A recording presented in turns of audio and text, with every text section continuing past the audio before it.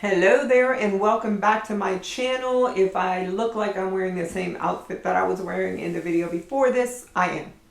Because I'm doing this the same day. Because that's how I get down.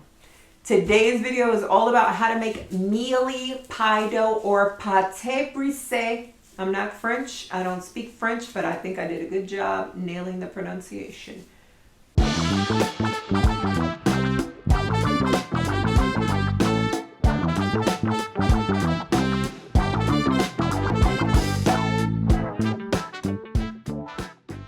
Hi, my name's Marta, and I am the chef and author of Sense and Edibility, a site where I teach you everything I know about cooking, baking, and cocktail making because cocktails are life. But today, pie dough is life, and I am going to teach you how I make my mealy pie dough, also known as Pâte Brisée, which is a pie dough that is great for pies that are made with very liquidy fillings.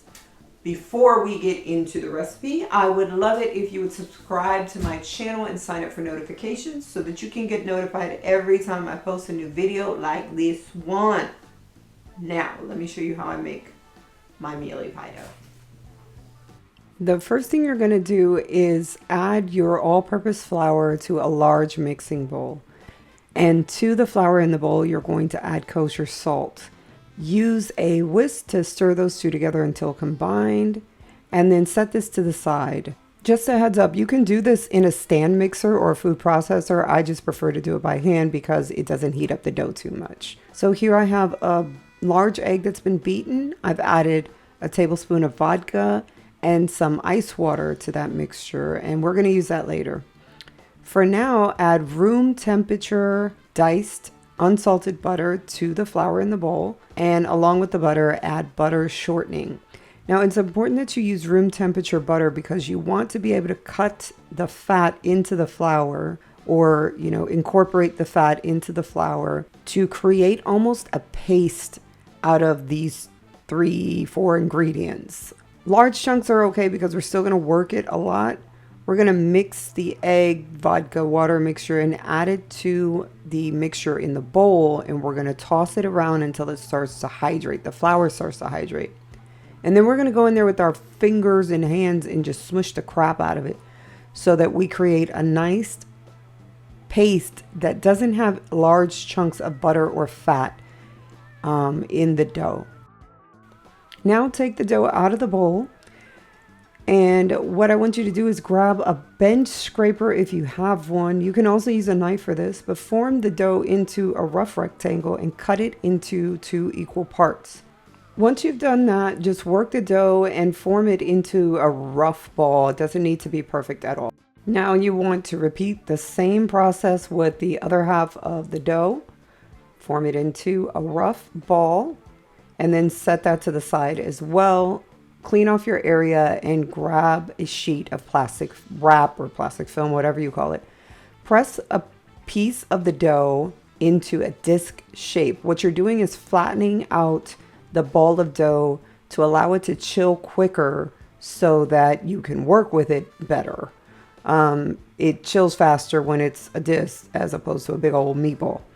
So set these to the side. Now, at this point, you can put them in a freezer storage bag and store them in the freezer for 2, 3, 4 months, or you can just leave it in the refrigerator for 30 minutes before using it in your recipes. And this is going to be your go-to pie dough for pumpkin pies, pecan pies, sweet potato pies, any custardy pie or liquidy pie. Ta-da!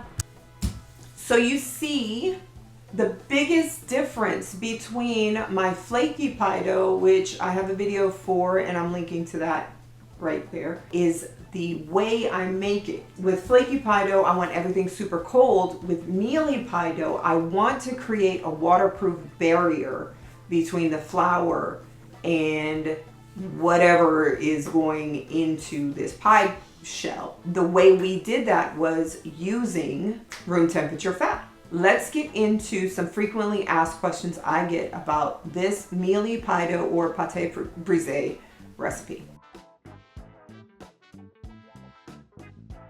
The reason why I keep calling it Mealy Pie Dough / Pâte Brisée is because the latter is the name for this dough. In French, Pâte Brisée means broken dough.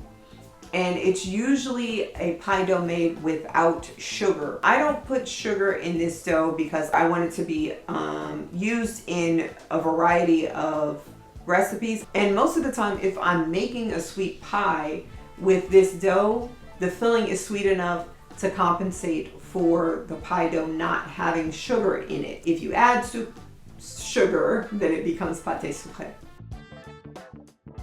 The fat in this dough is worked more into the flour than you would work it into a flaky pie dough, because what we want to do is create almost a paste before we add the water to the recipe.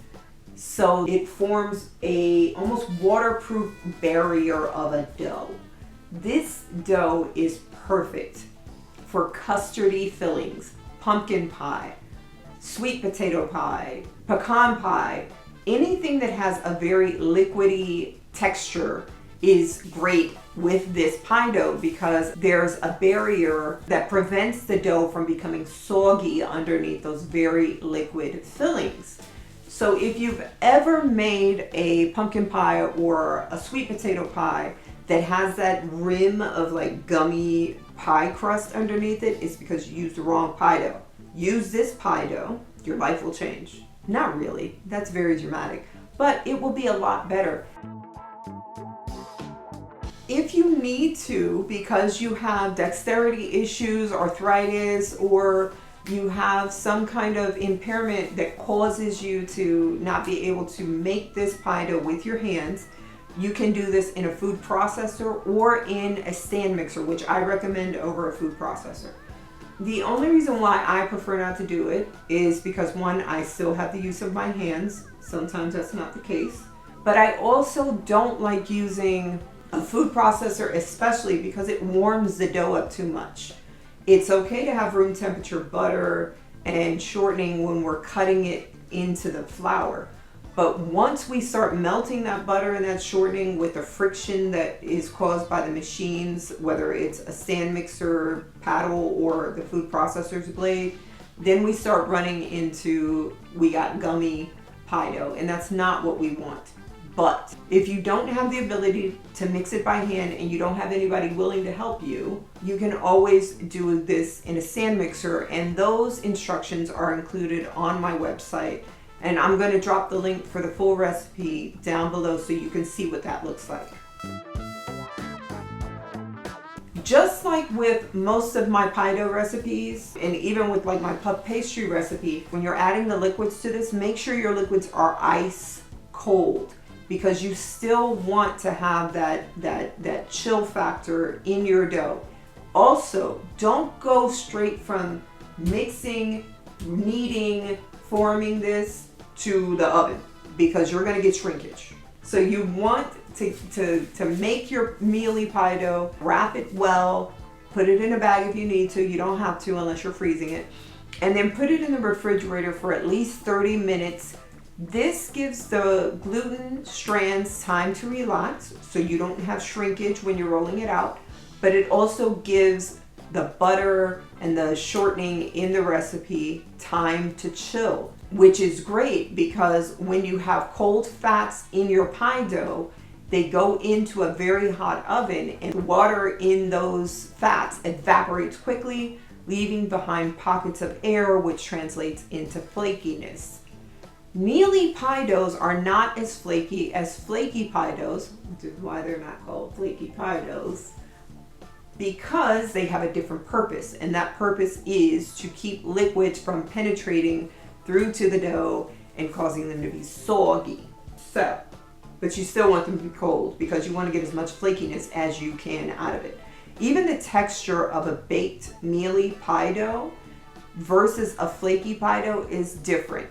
This is going to be more like what you would experience in a cookie, but not.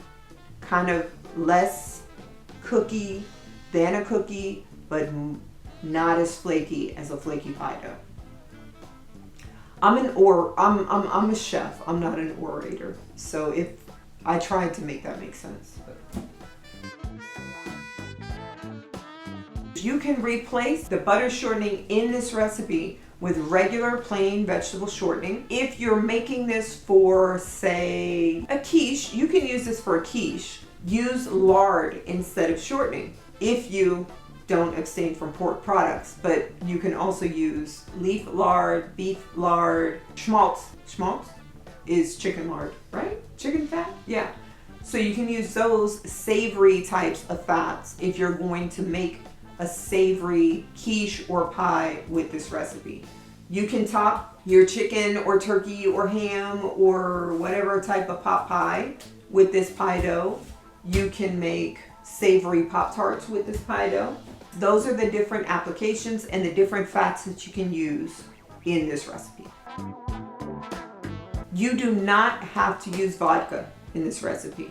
I use vodka because what vodka does is it tenderizes the gluten strands. Remember, we're working this a lot more than we would, say, a flaky pie dough, and adding that vodka helps tenderize those gluten strands to make it less temperamental and less angry at us, and makes it want to pull back less. But you can replace the vodka with lemon juice or lime juice or even vinegar, white distilled vinegar, something very acidic to tenderize those gluten strands will work. But I always got vodka on here because that's just me. But no, you don't have to use vodka.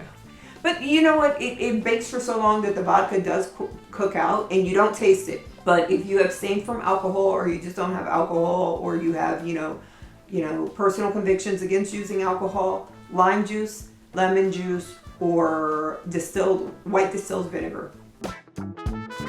To store this pie dough, wrap it in plastic wrap. I usually do 2 layers if I know I'm not going to use it within 24 hours or 30 minutes, just because I have this weird paranoia that if I don't wrap it in 2 layers of plastic wrap, like some foreign scent is going to infiltrate my pie dough and ruin it. I'm in therapy for that, so don't stress out too much. Wrap it in plastic film, put it in I always use a freezer storage bag because they're thicker than regular food storage bags, and put it in the fridge. You can store it in the fridge for 3 to 4 days, but after the 4th day, the flour starts to become gray and it turns your dough an off color. And it also starts to taste a bit funky. Just imagine wet flour sitting around for 4 days. That's what your dough is going to taste like. And the butter can also begin to taste rancid. So I would use it within 2 days, 3 days tops, but it could go 4 days. If you don't think you're going to use it within 3 to 4 days, freeze it. Just keep it in your freezer storage bag. Why am I being I'm sorry, I'm so rough with you. Put it in your freezer storage bag gently, and then store it in your freezer for up to 2 months. You could go 3 months. I mean, it's not really like a hard and fast rule. 2 months is kind of where it's perfect. When you're ready to use your dough, if it's frozen, pull it out of the freezer, put it into the refrigerator, and let it thaw overnight or for 24 hours. Let it come to room temperature for about 10 minutes so it's pliable and workable, and then you can go from there. I'm not going to show you how to use it because I'm going to do a playlist of pie recipes where you're going to use this. I will show you how to use this and link to that in this video later on.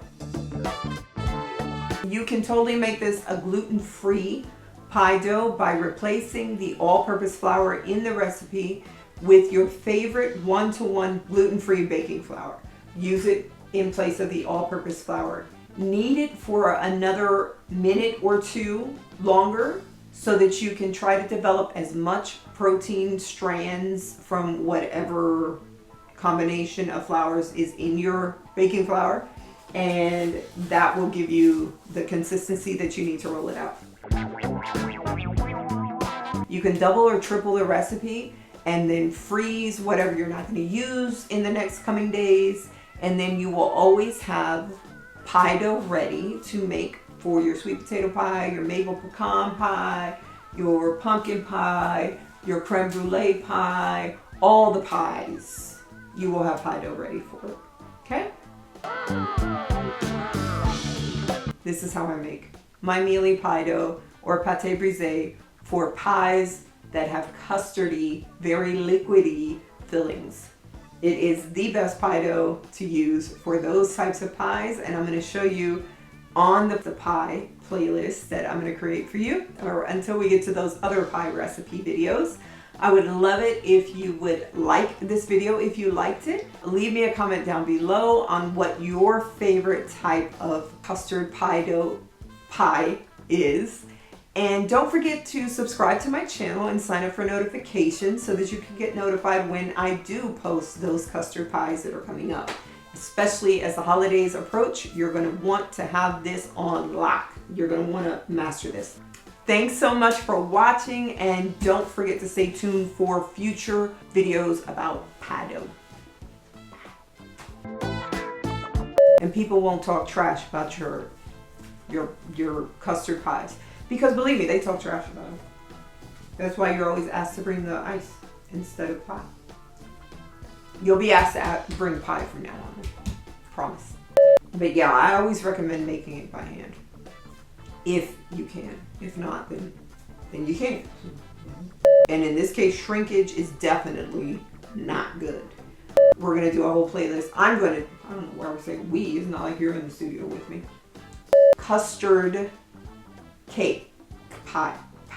For custard pies, for custard pie, custard.